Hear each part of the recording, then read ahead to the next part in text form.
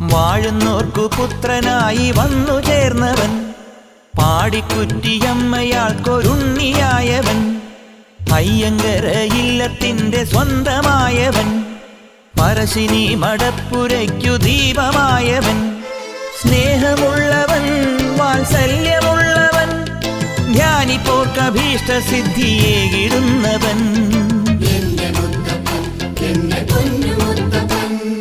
വാഴുന്നോർക്കു പുത്രനായി വന്നു ചേർന്നവൻ, പാടിക്കുറ്റിയമ്മയാൾക്കൊരുണ്ണിയായവൻ.